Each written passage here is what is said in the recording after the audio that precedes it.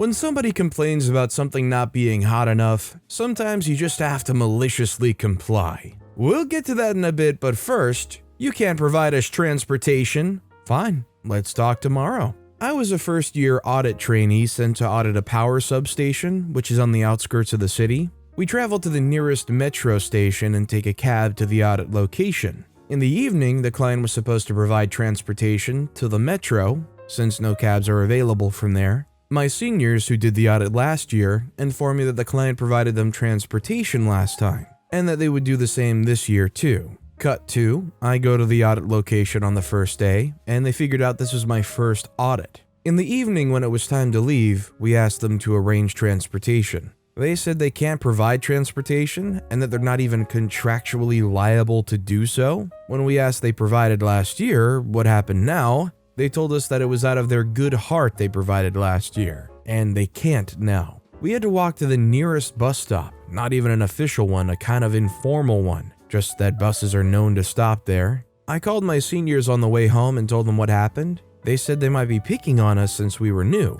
I go to audit the next day, took a cab, same as yesterday. During the audit, I found out that a few bills are reimbursed beyond limit, say 10 or 20 bucks. Not a big deal, it's just pocket change. Generally, bills are reimbursed in full, even if they're a few bucks above stipulated limit. Kind of like rounding off. No one cares. They're generally looked over, but I thought, screw them. Around afternoon, I showed what I found and asked for an explanation. Initially, they laughed it off, said it was a small thing and not material enough. They said it was a common practice and that they've been doing it for years. But I argued that, how does doing it for a long time make it right? And it was written that they can't reimburse beyond limits. When added together, they would make a considerable sum, and I would go through the last 7-year records and add them to prove my point. They didn't say anything. In the evening, they just informed us that the transportation is ready. Note, even when we add all the previous years, I know the observation wouldn't make it to the final report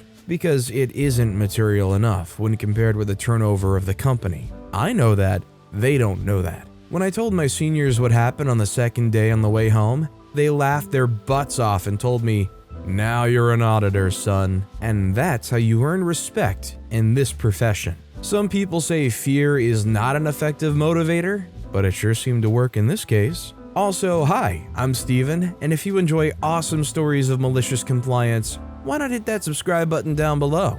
That said, our next story is, yes, I'll buy some drugs from you. As requested, here's one of my other experiences. I need to give a quick background to give some details about this though. My wife and I bought an existing retail business which had a previous employee that stole a customer's credit card number and used that to buy drugs from some questionable over-the-phone pharmaceutical company. This happened before we came along, and she was gone by before we ever came into the picture. We had 12 employees working for us that came with the purchase of the business, so they were familiar with what happened before, so we had context. And I do mean every day, we get a call from this company asking for Wiki because they couldn't say Vicky, so we knew right away what this call was about. And yes, that was the name. She was arrested and convicted, so there was no need to change it. We had 2 frontline people that would answer the phones, so I never took the calls. But I'd hear about it from time to time.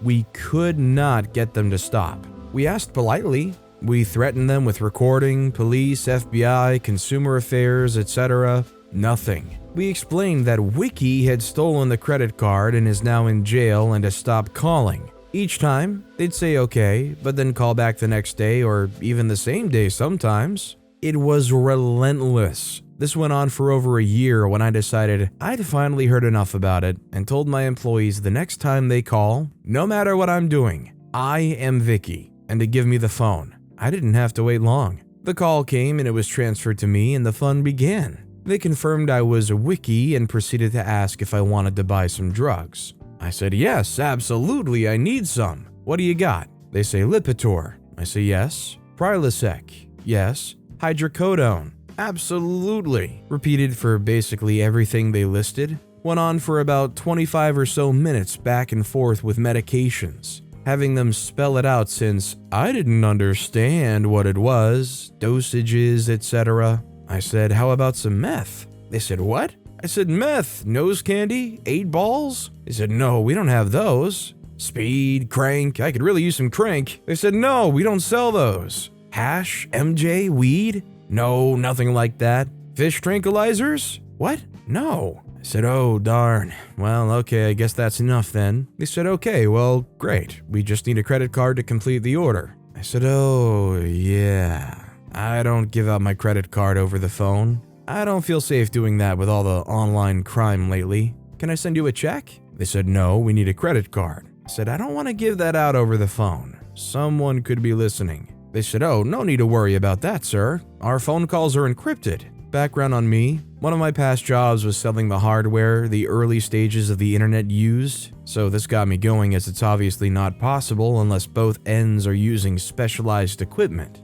We spent a while going back and forth on what solution they were using to encrypt the calls, which was complete BS, of course. I could go on for a while on this part, but it gets tedious. Anyway, I got transferred up to the line 2 times because they wouldn't accept my offer to send them a check. They needed a credit card. I even offered to send them a check and they could wait for it to clear and then send me the drugs. This actually got the guy to start yelling, no, no, no, no, no, we need a credit card. I can still hear that in my head to this day, and it was almost 20 years ago, and I smile every time. At this point, I'm near the 1 hour mark with these guys, which was my target, so I said, okay, listen up, freak-tards. I've been messing with you guys for the past hour. You've been calling us every day for over a year now trying to sell us drugs. We've tried everything to get you to stop, but you keep calling. So from now on, when you call, I'm going to drop everything and spend as much time on the phone as possible with you guys just to mess with you. I'm going to eat up as much time as possible to make your lives a living heck. So keep calling, because this is now a game to me. And as you can tell, I'm enjoying the crap out of this. They hung up. Shocking. But they called back the next day. Rinse and repeat. Again, they hung up. Then a few days went by, and I thought they'd learned their lesson. I was wrong. They did call back, but the list of drugs was a lot smaller now. So the time spent was a lot less before they caught on. But the game was still on. It took another 2 or 3 calls and the list kept shrinking, and then they were finally done. The calls were finally gone, and I never did get my 8-ball. What a shame that the list kept shrinking and they never even had the good stuff. Our next story is, sure, sign me up. I had a few requests for my other post for this story, so here it is. Years ago, when XM radio was first starting out, I bought a satellite radio, installed it in my car, and subscribed to their services, which I enjoyed. As I traveled long distances often and hated stations cutting in and out, sometime later I sold the car and the radio with it, and I called and canceled my services without any issues. About a month later, my fun began. I started getting a call every 2 or 3 weeks wanting to know if I'd like to resubscribe to their services. They could offer me a 6-month discount, etc. I explained to them that I sold the car and the radio with it, so I no longer had a radio. I was polite the first few times, rude a few times after, didn't even answer the phone sometimes, threatened them with consumer affairs. Nothing seemed to work, but every answer was the same for me. I don't have a satellite radio anymore, and they all said that they'd remove me from their call list. This went on for about 8 months until I changed my tactic. I was working on a project and the call came in, so I answered. The usual sales pitch started up with the guy wanting to know if I'd like to resubscribe for their services and could offer a welcome back discount. So I stopped what I was doing and said, okay, sure, sign me up. He got happy and started going through all the options and upsells, and everything he tried to sell me, I said, yes, that sounds great. I chose the most expensive package and the GPS traffic updates for the navigation systems, etc. Whatever they had, I took it. He gathered all my details, address, email, all which they already had anyway. The whole process took about 20 minutes. Then came the part I was waiting for. I said, okay, we're all set. I just need the radio ID from your radio. I said, I don't have one. Silence. What? I say, I don't have a satellite radio. They say, so why do you want to sign up for our services? I say, I don't. They say, but you said you did. I said, I know, but for the past 8 months I've been telling you that I don't have a radio and to stop calling. but you keep calling. So I thought maybe you guys knew something I didn't. They said, unless you have a radio, you can't sign up for our services. I said, then maybe you guys should stop calling me.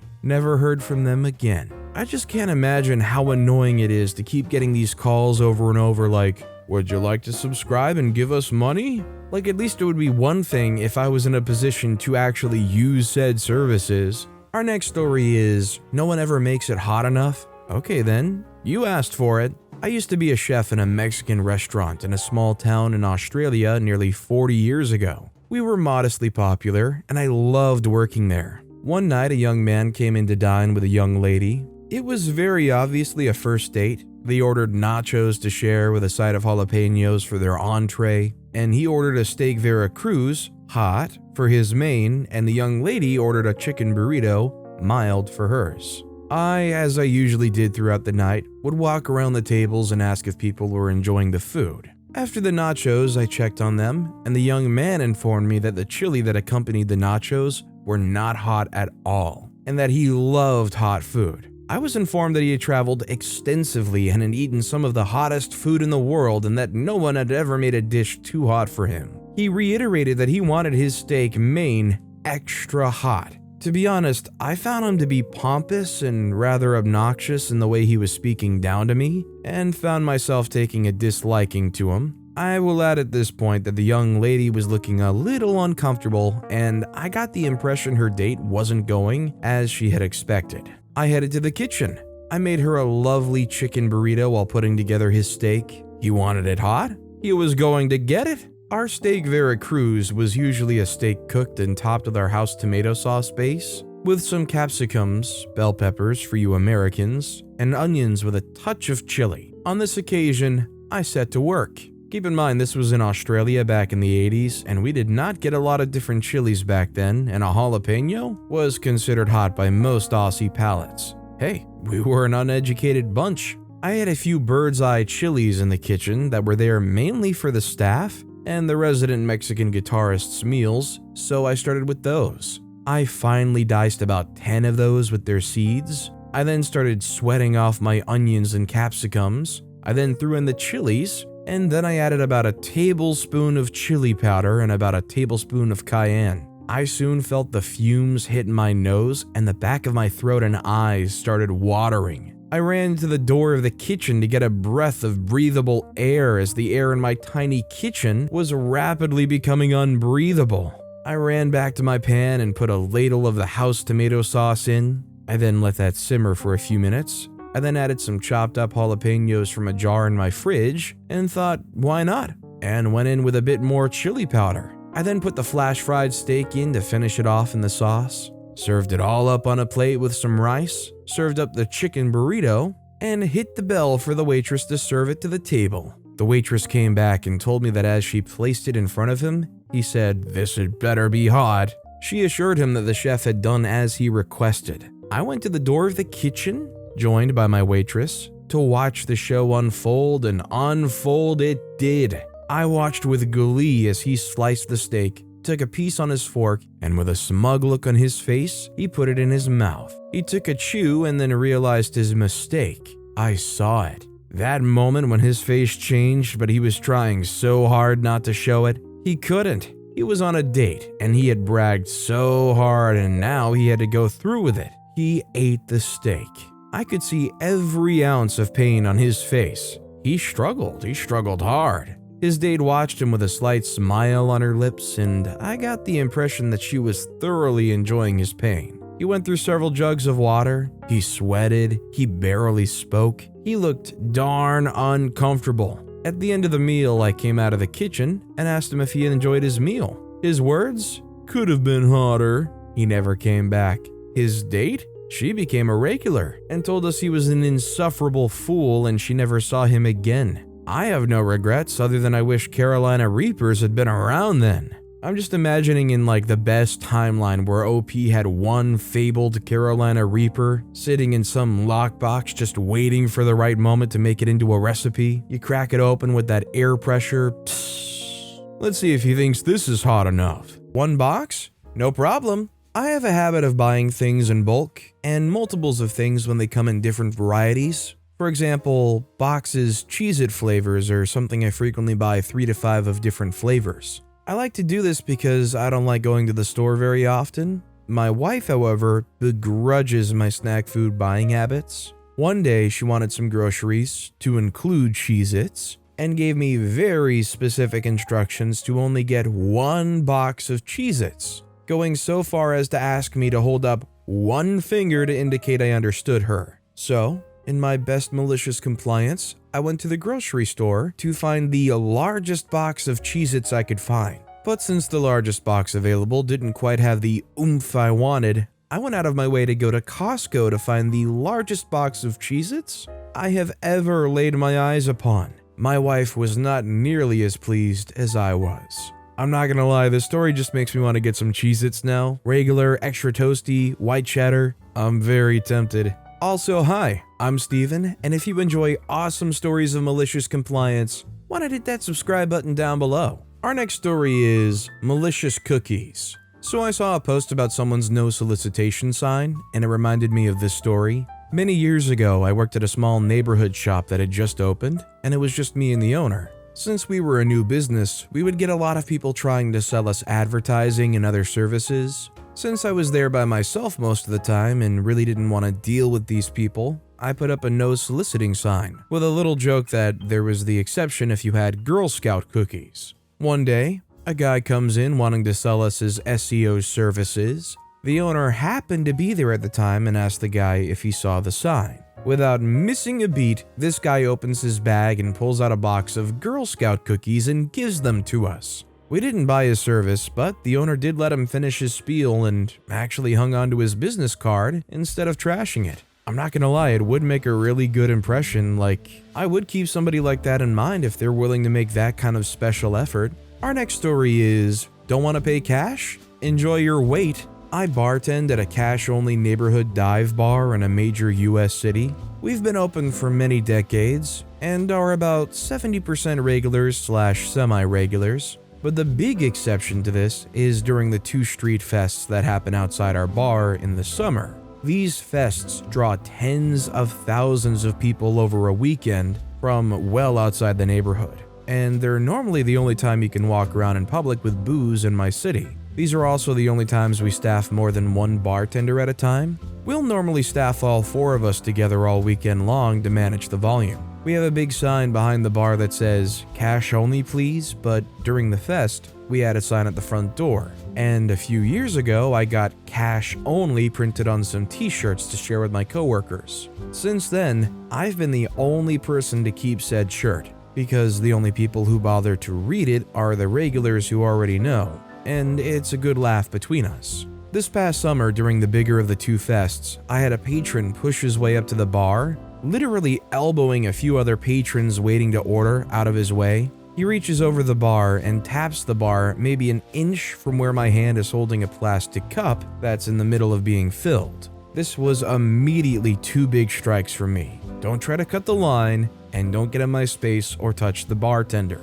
I give him a look and he starts to order and stops as he reads my shirt. "Oh, you're cash only," he says, annoyed. "Yes," I say, while finishing up with the patron whose drinks I'd been making. They said, "That's okay. I'll wait for one of your coworkers then. I want to pay with a card." It takes me a second to process what he said, and I quickly turn away to avoid laughing in front of him. I quickly get and nudge my coworkers one by one. "Hey, dude in the shirt color and khaki hat will only pay with a card, so don't serve him." They roll their eyes and gently elbow me back out of their quarters of the bar. I jump back into my space and resume taking orders from others around him. After about 3 or 4 patrons, he interrupts me to ask when someone will come take his order. I said, "Sorry, sir. I let my coworkers know you want to pay with a card," I say, and go back to ignoring him. He keeps getting more and more agitated until he finally bullies his way up to the bar in front of one of my other coworkers and tries this all over.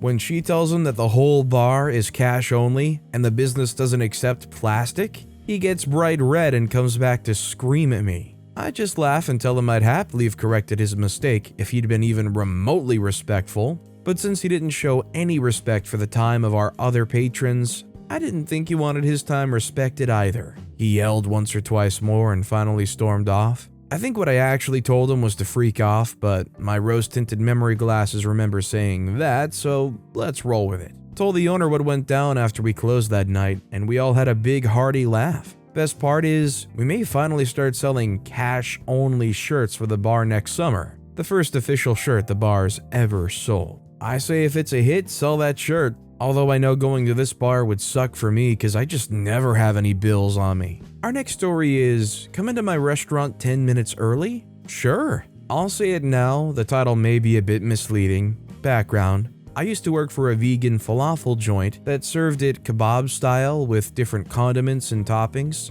Think Subway. The branch I worked at was really supposed to be a takeout place, but you could come in and we'd have a couple of seats right in front of the counter behind some glass. As such, the place was tiny and easily felt cramped. This is important later. I was working the early shift that day, and I had to come in at 9:30 to start my 10 o'clock shift, which isn't too bad, but still, around 9:50, in come two ladies who were clearly tourists. Not uncommon around the area as it was a nightlife district. We get a lot of stragglers coming from the night before. They go to seat themselves in front of the counter. Now, those 30 minutes before the shift was crucial for me. I got in the zone and had a method to the madness of how me and my boss prepare for the start of the day. It was a two-person job, and my boss heard them as they came in. I spoke English, so he expected me to deal with them. As they're about to get seated, I say, "I'm so sorry, we don't open until 10 o'clock. They gave me the biggest stink eye and ask, "Well, yeah, but can't we just wait here until you're ready?" "Lady, I haven't even swept yet the floor you're standing on, so no." Again, we're not done preparing yet, so I'm going to have to ask you to wait outside. Exasperated, they say something to each other in French. Now, I've studied French for 5 years and interned in Paris before, so I caught that they said, "That's absurd, these guys are witches." Note that there's a masculine and feminine form, but they decided to twist the language in a way to also be derogatory. When I finally let them in, they have that, finally look on their face. I go about their business and ask them what toppings they want.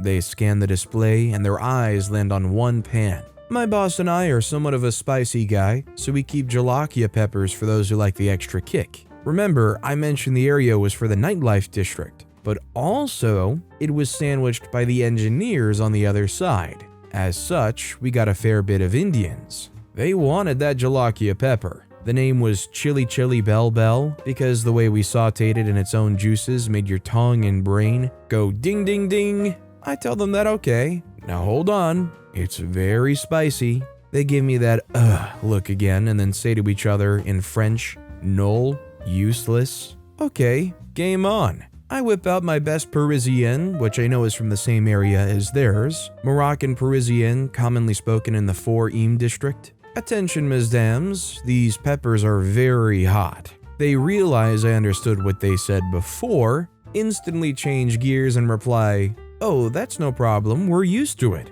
With a smile, I say, "Absolutely," and start loading both of theirs with 5 to 6 of these peppers. For context, we're only allowed to put 1 or 2 for customers. Even I can only handle 3. My boss is at the back pretending not to see, but he absolutely knows what I'm doing. I hand over this pepper-stuffed monstrosity to them, clean up the counter a bit, and fix myself a cup of tea. I watch them take the first bite and see their eyes widen with horror at the mistake they've just done. I sip in my tea as to not make it obvious that I'm grinning ear to ear. At this point, my boss is laughing his butt off behind the kitchen windows. I watch them sweat and fume right in front of my eyes and refill their water. In the end, they were champs and finished it all, but not without putting up a good fight. That's what you get for calling us witches. I guess revenge is a dish best served hot. As somebody that cannot tolerate almost any spice, I have a lot of respect just for tolerating one. Our next story is sharing household chores. I learned to cook when I was pretty young, elementary aged, because of family issues. I'm not a chef. I cook home style without super expensive or exotic ingredients, and with the intent to feed a number of people. But I've always paid attention when other people cook, read cookbooks, and generally try to be better at it. I'm also a guy. None of the women I've been in serious relationships with in my life had any idea of how to cook. I don't care. They were all professionals and smart, but didn't grow up in environments that taught them to cook. But it became an issue in my first serious relationship. She was in a doctoral psychology program and also did work study. I was in an undergraduate STEM program full-time and worked full-time. I easily put in 20 hours a week or more of work than she did, but it didn't bother me. What did bother me was cooking dinner for the two of us every night during breaks. So I made her an offer. I'll cook twice for every time you cook, which meant she had to cook twice a week. We went out to a restaurant together once a week, and I cooked 4 times per week. If any dinner offers came up, it came out of her share. Coincidental, since one of her nights was when we usually got invited to eat with one of our families. There was a lot of conflict at first, and I didn't get it. I thought she was trying to get out of our agreement. I also did most of the housework and shopping, and I felt taken advantage of because we ended up having takeout on our nights the first few weeks. Since we had a common budget, that didn't feel fair, and I told her that. So, on the first night that she was going to cook, I stayed around just in case she needed help. We were both in our mid-20s at the time. Finally, she broke down crying in the kitchen. She was going to make mac and cheese and hot dogs, but she didn't know how to boil hot dogs. No microwave for us back then. More than that, she didn't know how to boil water. I felt a mix of feeling really bad for the situation and inwardly wanting to, well, laughing wouldn't have been very nice. So I showed her how to put water in a pan, put it on the stove, and wait till it boiled. The malicious compliance? It wasn't on my side. We were together for another 4 years or so after that. We continued our agreement on sharing the housework over that period, me doing the vast majority of it while working 10 or 20 hours more per week than she did. Once she mastered the basics of store-bought mac and cheese, boil the noodles, melt butter in a pan, add the pre-packaged seasoning, etc., she never felt the urgency to move on, to grow as an aspiring chef. We had mac and cheese and boiled hot dogs for 4 years times 52 weeks times the average of 1.7 times per week, some 350 more times after that. If I asked if she might consider cooking something else this week, she'd say she'd be happy to. Except she was really in the mood for hot dogs and mac and cheese, so maybe next week? My friends started joking, privately with me, about how wasteful just throwing out all of that dirty hot dog water was, and how many other things she could make with it. Dirty hot dog water soup, iced dirty hot dog water cocktails, etc. One friend had dirty hot dog water shirts made and gave them to us for Christmas gifts. I was a little mortified, but my other half didn't get it, thank goodness. One of my friends ended up going the stand-up comedian route, dropping out of school to do it. He ended up pretty successful, staff writer for a popular syndicated show, and he made dirty hot dog water jokes constantly whenever he got back to town. And some of them made their way onto the program he wrote for. One time he came back and did a headline act at the club he got started at on open mic night. He got us a dozen tickets, and our group of friends and my other half got premium placement at a table front and center in the club. He did his whole act on dirty hot dog water. Our table was howling in laughter, and every single person in the club was silent, including my other half, until they started booing. Ironically, later in life, I discovered what we really were wasting was the pasta water. I've always just thrown it out after cooking noodles, but really, use it anywhere you need water in a recipe, and it makes sense, especially homemade spaghetti sauce. Now, I'm not gonna lie, I love mac and cheese and hot dogs. I probably wouldn't even complain if I went a week or two where it was every other meal I had. But let's be real, after a week or two of experiencing that, anybody's going to be tired of that, right? This had to be weaponized incompetence, where they found something that worked for them with minimal effort and they just stuck to it. But with that being said, that's all the time we have for today. Now, if you want to hear another absolutely awesome malicious compliance story, check out that video on the left. Or if you missed my latest video, check out that video on the right. That said, I'll see you all next time with some more stories.